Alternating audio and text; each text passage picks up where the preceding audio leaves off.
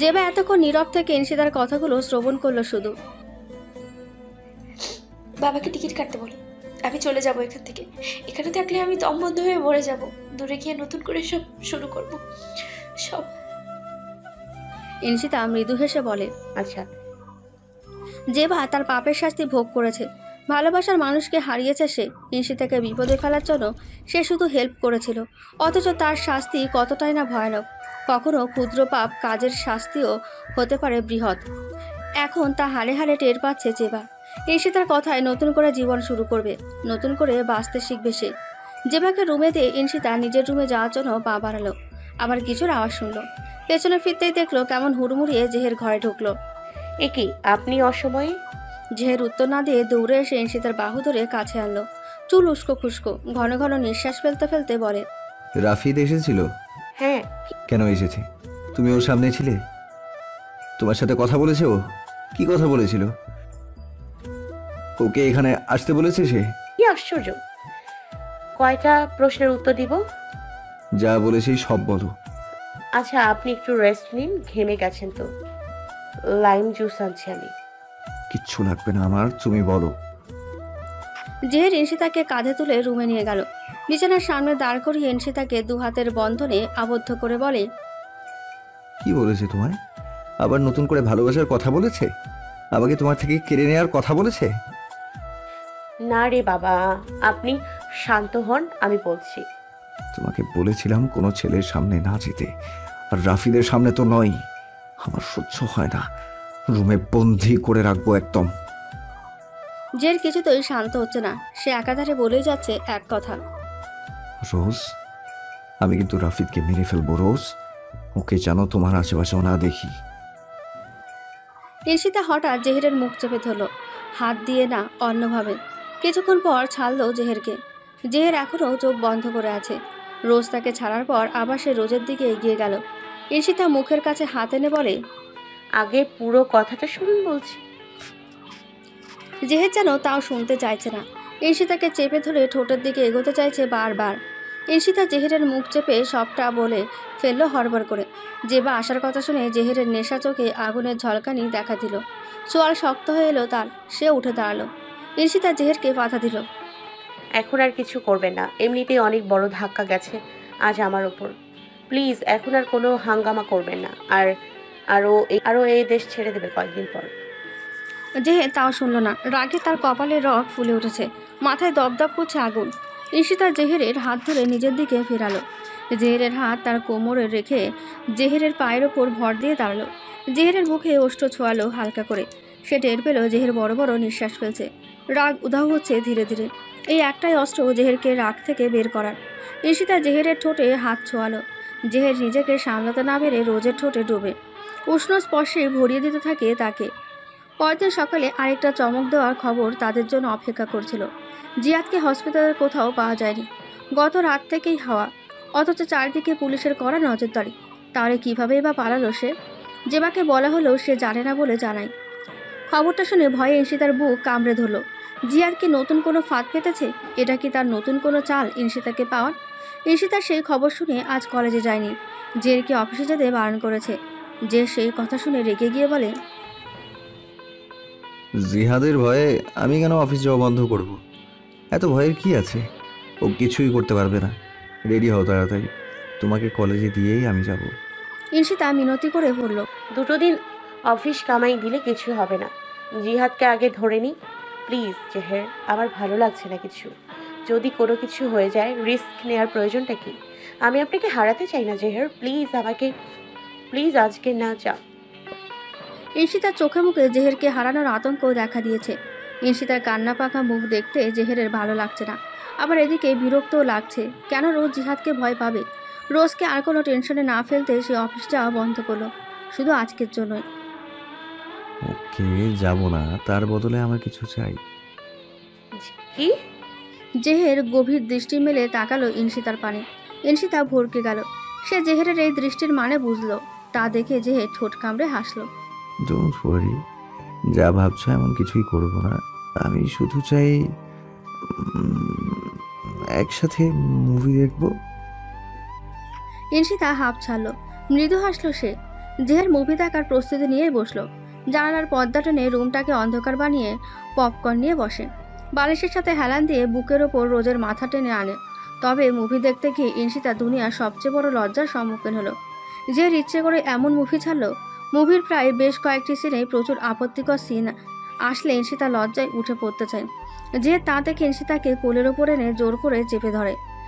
তার পুরো দৃষ্টি রোজের লাজরাঙা রক্তিম গালের ওপর। ঘোর লেগে আসছে তার। লজ্জায় ইনশিতার কান দিয়ে যেন গরম ধোঁয়া বের হচ্ছে। কোনো মতে বলল, ইস, এসব কি? আমি দেখবো না এসব, ছাড়ুন। ছি, কি অসভ্য আপনি। অসভ্য কাজও করতে পারো, আর অসভ্য কিছু দেখলেই দোষ। ইনশিতার কথা বন্ধ হয়ে গেল লজ্জায়। তার উপর জেহেরের হাত বিচরণ করছে ইনশিতার জামার ভেতর। ইনশিতার ইচ্ছে হলো মাটি ফাঁক হয়ে যাক আর সে লাফিয়ে পড়ে। এত লজ্জা, এত লজ্জা। বাতাসে বৃষ্টির আভাস, ক্ষণে ক্ষণে গর্জে উঠছে মেঘ। যে কোনো মুহূর্তে ধরণীকে নিজস্ব বাড়িধারায় ভিজিয়ে দিতে প্রস্তুত। এ যেন বর্ষাকাল আগমনের পূর্ববর্তী বার্তা। বারান্দায় দাঁড়িয়ে কালো মেঘে মোড়ানো আকাশের দিকে অনিমেষ চেয়ে আছে ইনশিতা। চোখের পলকটাও পড়ছে না তার। মনের মধ্যে খুশির বৃষ্টিটাও তার ধিন ধিন শব্দ তুলে ঝরে পড়তে চাইছে। আজ তার খুশির দিন, সবচেয়ে বেশি খুশির দিন। এখন আর কোনো ভয় থাকবে না, থাকবে না ঝেরকে খুঁজে ফেলার আতঙ্ক। শঙ্কামুক্ত জীবন শুরু করতে যাচ্ছে সে। টুপটাপ বৃষ্টির ফোঁটারা পড়ছে। সন্ধ্যের হিম হিম বাতাস সাথে বৃষ্টির ছাট ইনশিতার মনে অন্যরকম সুর তুলছে। চোখে মুখ সহ গলার বেশ খানিকটা বৃষ্টির ছাটে ভিজে গেছে। ইনশিতা তাকালো বাম হাতে ধরা চিঠিটার দিকে। সে হাসছে। এই চিঠিটাই তার আনন্দের মূল উৎস। চোখের সামনে আরেকবার চিঠিটা মেলে ধরল, তারপর বৃষ্টির মধ্যে ধরল। ধীরে ধীরে চিঠিটা ভিজে কালো কালিগুলো মিশে গিয়ে নিমেষেই সাদা কালো রঙের কাগজে পরিণত হলো। এখন আর বোঝা যাচ্ছে না কোনো লেখা। তারপর চিঠিটাকে টুকরো টুকরো করে বৃষ্টির মধ্যে ছেড়ে দিল। এই মুহূর্তে আনন্দে উদযাপন করতে ইচ্ছে করছে বড্ড। ছাদে গিয়ে একবার বৃষ্টিতে ভেজা যাক। এক মুহূর্ত নষ্ট করলো না সে। বারান্দা থেকে দৌড়ে গিয়ে সিঁড়ি বেয়ে ওপরে উঠল। ছাদের দরজা পার হতেই থেমে গেল সে। ইয়া বড় বড় কতগুলো গাঠ ছাদের কার্নিশ ঘেঁষে ছাতা হাতে দাঁড়িয়ে আছে। জিহাদের পালানোর খবর শুনে জেহের বাড়িটাকে ফুল সিকিউরিটিতে রেখেছে। পুরো বাড়ি জুড়ে কত শত গার্ডসদের যে হিড়িক পড়েছে। জেহের কোনো রিস্ক নিতে চায় না তার রোজকে নিয়ে। জেহেরটাও কি যে, এখন তো আর কোনো গার্ডসের প্রয়োজন নেই। এখন সে তাকে তো হারিয়ে ফেলার ভয়ও থাকবে না। কিসের কারণে? জিহাদের? সে তো এখন আর নেই। তাহলে? ইনশিতা মৃদু হাসে। লাফাতে লাফাতে সিঁড়ি বেয়ে নিচে নেমে যায় সোজা জেসমিন চৌধুরীর ঘরে। যে তাকে বলেছে সে ছাড়া আর কোনো ছেলের সামনে না যেতে, তাই গার্ডসদের সরাতে জেসমিন চৌধুরীর সাহায্যের প্রয়োজন। তারা গার্ডসরা কিছুতেই যাচ্ছিল না। তাদের কথা হলো স্যারের কথা ছাড়া এক পাও নড়বে না। পরে তাদেরকে চাকরি নট করার হুমকি দিয়েই নিচে নামালেন জেসমিন চৌধুরী। পুরো ছাদ খালি হতে ইনশিতা দৌড়ে চলে যায় ছাদে। বিশাল বড় ছাদ। এক কোণায় অ্যাটাচ চেয়ার আর গোল টেবিল, আরেক কোণায় বিভিন্ন প্ল্যান্টস। ছাদের চারপাশে বিভিন্ন শেডের গোল গোল বাতি জ্বালানো। ইনশিতা গিয়ে সেগুলো অফ করে দিল। চিলেকোঠার টিমটিমে আলো জ্বালিয়ে দিল। হলুদ ম্লান আলোয় ছাদের আংশিক আলোকিত এখন, আর আংশিক নিকশ কালো আধারে ঢাকা। ঝুমঝুম করে বৃষ্টির ধারা বাড়ছে। মাঝে মাঝে আকাশ আলোকিত হয়ে চমকে পড়ছে বিদ্যুৎ। ছাদের মাঝখানে গিয়ে আকাশের দিকে মুখ করে চোখ বন্ধ করে আছে সে। পুরো শরীর ভিজে একাকার। ইনশিতার মুখে এখনও লেপ্টে আছে সেই প্রাণকারা মুচকি হাসি। বৃষ্টি মাথায় নিয়ে ধীর পায়ে সে এগিয়ে গিয়ে দাঁড়ালো ছাদের কার্নিশে। এখান থেকে আবছাভাবে দেখা যাচ্ছে টুকরো টুকরো চিঠির অংশ। যে চিঠিটা তার মনের মাঝে আগত ভয়, আতঙ্ক, সংকোচ মুহূর্তে ধূলিসাৎ করে দিয়েছিল। আজ বিকেলে হঠাৎ পরিচারিকা এসে তার হাতে এই চিঠিটা ধরিয়ে দিয়েছিল। বাইরে থেকে কোনো গার্ড নাকি পরিচারিকা দিয়ে তাকে পাঠা দেওয়ার জন্য পাঠিয়েছে। পরিচারিকাকে বিদায় দিয়ে সে দরজা আটকে ভ্রুকুচকে চিঠিটা হাতে চোখ বুলায়। বেশ লম্বা একটা চিঠি। হঠাৎ কেই বা তাকে চিঠি পাঠাবে? গুটি গুটি অক্ষরে সম্বোধনের জায়গায় লেখা প্রিয়তমা। ইনশিতা কৌতূহল দমাতে না পেরে পড়তে শুরু করে। প্রিয়তমা আমার, জানি এখন তুমি আমার প্রিয়তমা নেই, হয়ে গেছে অন্য কারো।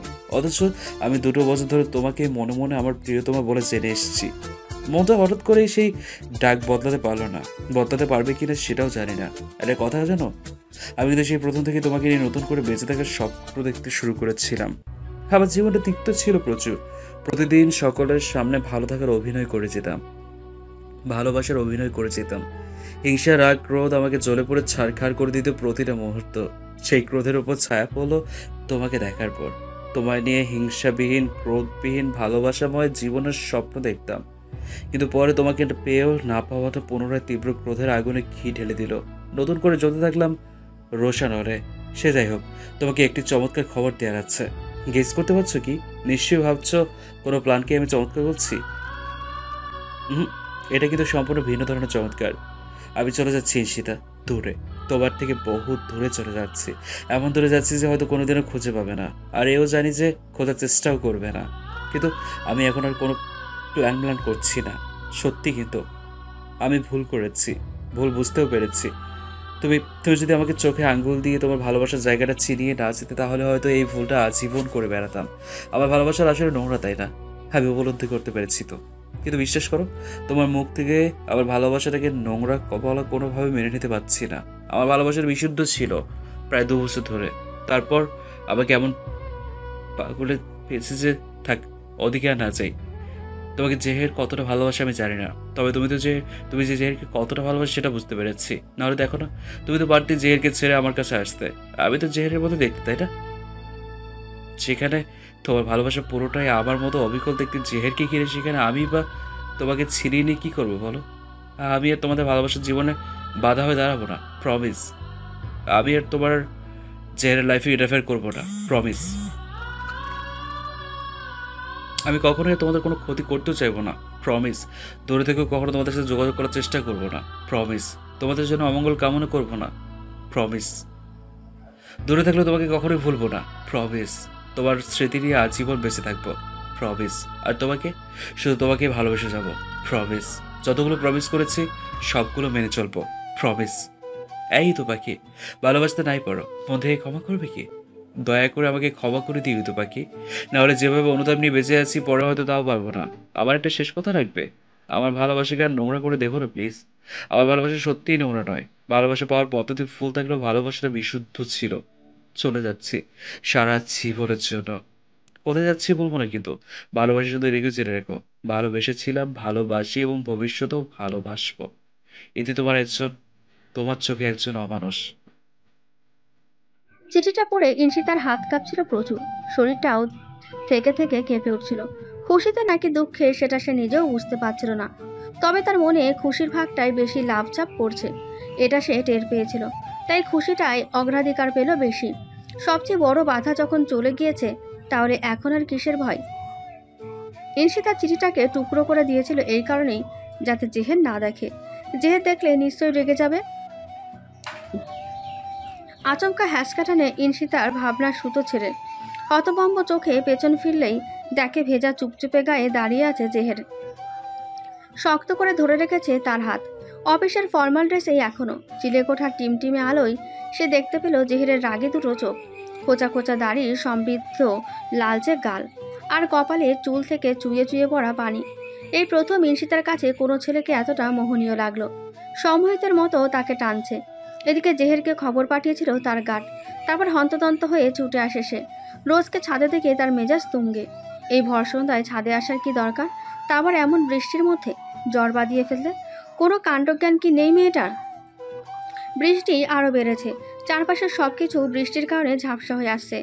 জেদ ঈশিতার হাত টানতে টানতে নিয়ে আসে চিলেকোঠায়।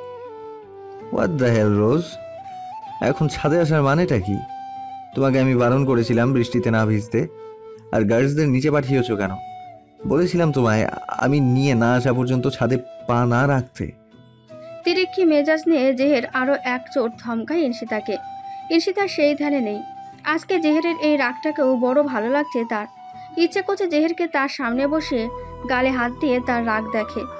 জেহের খেয়াল করলো রোজ তার কথা কানে নিচ্ছে না একদম, কেমন অন্যরকম দৃষ্টিতে তাকিয়ে আছে তার দিকে। আরেকবার ঝাঁকালো ঈশিতাকে। হোয়াট হ্যাপেন রোজ, কি হয়েছে তোমার? ঈশিতা প্রত্যুত্তর না দিয়ে আচমকা জেহেরকে জড়িয়ে ধরল, ফিসফিসিয়ে বলল, আই লাভ ইউ জেহের। জেহের থমকালো কয়েক মুহূর্তের জন্য। রোজ তাকে এর আগেও ভালোবাসি বলেছে, তবে এমন গভীরভাবে এই প্রথম। রোজের ভেজা চুলে আলতো হাত বুলাতে বুলাতে বলল, কিছু হয়েছে রোজ?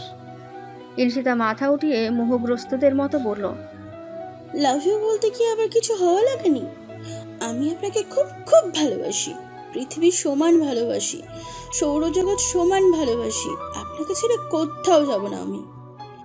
ঈশিতা কেমন এলোমেলোভাবে কথাগুলো বলছিল। জেহের ঈশিতাকে চিলেকোঠার ভেতরে নিয়ে এলো। ভেতরে কয়েকটা পুরনো কাঠের আলমারি আর ফোমের পুরনো সোফা ছাড়া কিছুই নেই। নিচে বসে ঈশিতাকে কোলে বসালো সে। ঈশিতা কপট অভিমানী গলায় বলল, কি হলো? আমি আপনাকে এত সুন্দরভাবে আই লাভ ইউ বললাম আর আপনি কিছুই বললেন না।